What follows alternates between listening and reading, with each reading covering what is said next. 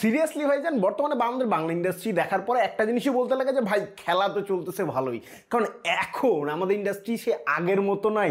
আমাদের ইন্ডাস্ট্রি শুধু সুন্দর করে প্ল্যান অনুযায়ী চলতেছে যে ভাই হবেটা কি সামনে, যে ভাই কি করা যাবে সামনে, কিভাবে রাখা যাবে একটা মুভি, কিভাবে প্রেজেন্ট করা যাবে। আর সেই প্ল্যানটা দেখার পরে এনাফ ইজ এনাফ, আমাদের ইন্ডাস্ট্রি আগাইতেছে তার নিজের গতিতে। একটা দিনে যে জিনিসগুলো আমার সামনে আসছে, এক কথায় বলতে গেলে ওয়াও ওয়াও মানে ওয়াও। আমাদের ইন্ডাস্ট্রিতে আগে থেকে অনেক পুরাতন যে রীতিখান ছিল, প্রমোশন হবে সে গান দিয়ে, আর সেই গানের প্রমোশনগুলোর মধ্যে এরকম অসাধারণ কিছু গান আমরা দেখছি এই তুফানের মধ্যে। সেই আইটেম সং যেটা দিয়ে ভাই প্রমোশনটা থেকে শুরু করে সব কিছুই সেই চলতেছিল। সেই হাওয়াও কিন্তু প্রমোশন গান করছে সেই গান দিয়ে। অর্থাৎ আমাদের গানের যে প্রমোশন গান সেটা অনেক আগে থেকে হয়ে আসতেছিল। গানটাকে যেরকম গুরুত্ব দেওয়া হচ্ছিল তখন, এর পরবর্তীতে গান ব্যতীত অন্য কোনো প্রমোশন তো আমরা দেখি নাই। একটা মুভিকে নিয়ে যে প্রমোশন করবে, সেটা অ্যাক্টর ডিরেক্টর যাই বলি আমি, তাদের যে প্রমোশনাল চিন্তা ভাবনা থাকবে সেটা আমার কাছে মনে হয় যে ভাই একটু তো ল্যাকিং ছিল। কারণ বাইরে ইন্ডাস্ট্রিতে যেভাবে আমরা বলিউড হলিউডের দিকে দেখি, কোলাবোরেশন করে বিভিন্ন ক্রিয়েটরের সাথে, বা যে অডিয়েন্সকে টার্গেট করতে যাচ্ছে আমাদের এই ডিরেক্টর বলি বা এই পুরো মুভিটা, সেই অডিয়েন্সটাকে বেস করে এখন প্ল্যানিং অনুযায়ী সামনে আগায়। আর সেই জিনিসটা যখন আমি দেখতেছি আমার এই ইন্ডাস্ট্রিতে, তখন একটা কথা বলতে লাগে যে ভাই আর কিছু চাই না, সাধারণ কিছু দেখতেছি। আমার চোখে আসলো আজকে রেজিয়ার হচ্ছে রিপন ভিডিওর একখান প্রমোশনাল ম্যাটেরিয়াল, প্রমোশনাল ক্যাম্পেইন, যেটা দেখার পরে আমার কাছে মনে হয়েছে ভাই সিয়াম আহমেদ তুমি সেরা ভাইজান। তোমার এই যে প্রমোশনালের যে চিন্তা ভাবনাটা, এক কথায় বলতে গেলে 10 আউট অফ 10 ভাইজানের কাছে। 10 আউট অফ 10 মানে 10 আউট অফ 10, এটাতে আর দ্বিতীয় কোনো কথা হবে না। জঙ্গলি যে পরিমাণ প্রমোশন করা শুরু করছে তার নিজেকে দিয়ে, এটা দেখার পরে একটা জিনিসই বলতে লাগে যে ভাই এইবার একটু হইলেও সিরিয়াস নিচ্ছে যে কেউ এই মুভি ইন্ডাস্ট্রিটাকে। এইসব কিছুকে ভাই সাইডে সরায় রাখে, আসে মেইন ক্যারেক্টারটাতে।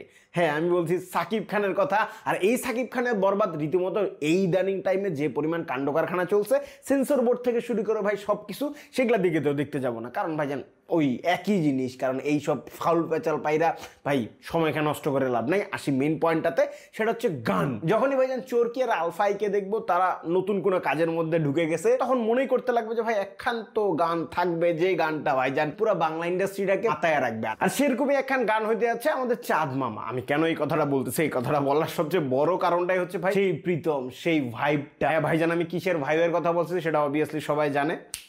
সেই ভাইবেরই কথা বলতেছি আমি। আর সেই ভাইবটা যেন বজায় থাকবে প্রীতমের এই গানটাতেও। আমার কাছে মনে হয় যে ভাই এই গানটা এই কয়েকটা দিন জাস্ট ধুমায়া চলবে। গানটা তো অবভিয়াসলি একসাথে না শুনলে ভাইজান মজা তো লাগবে না। সো একসাথে একটু শোনা যাক গানটা কেমন হয়েছে।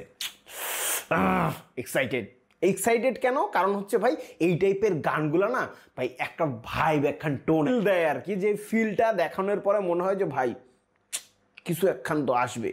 তো জাস্ট দেখি আমরা। সেই চাঁদ মামার একখান প্রোমো বের করছে, সেই প্রোমোখানি দেখবো আমরা। So 1 2 and 3।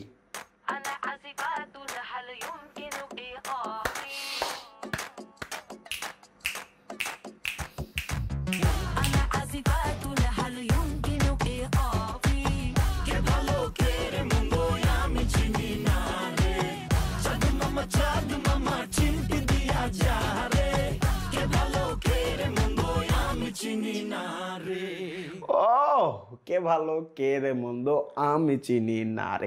এই যে ভাইবটা, এই যে টোনটা, সেটাই না যথেষ্ট আমাদের কাছে যে ভাই মালটা বানাইছে এটা কি। কারণ এই ধরনের গানগুলাই না একটা মুভিকে যে পরিমাণ বুস্ট মারে, যে পরিমাণ পুশ করে, সেটা যথেষ্ট একটা মুভির প্রমোশনের ক্ষেত্রে। সো আমার কাছে মনে হয় ভাই জাস্ট অপেক্ষায় থাকলাম গানটা আসবে, রিয়াকশন তো ভাইজান দিবে। মায়ের বাপ কপিরাইট খাবো না কি খাবো ওটা পরের বিষয়, ভাই রিয়াকশন দিবে মেইন চ্যানেলে। আমি জানি না ভাইজান মেইন চ্যানেলের রিয়াকশনটা আসবে, কারণ আমার কাছে মনে হয় এই রিসেন্ট টাইমে ওয়ান অফ দ্য বেস্ট গানগুলোর মধ্যে একটা। আজ এই পর্যন্তই, দেখা হবে নতুন কোনো ভিডিওতে নতুন কোনো টপিকের সাথে। ততক্ষণ সুস্থ থাকুন, সুন্দর থাকুন। This is Sabbir 2.1 signing out. চাঁদ মামা।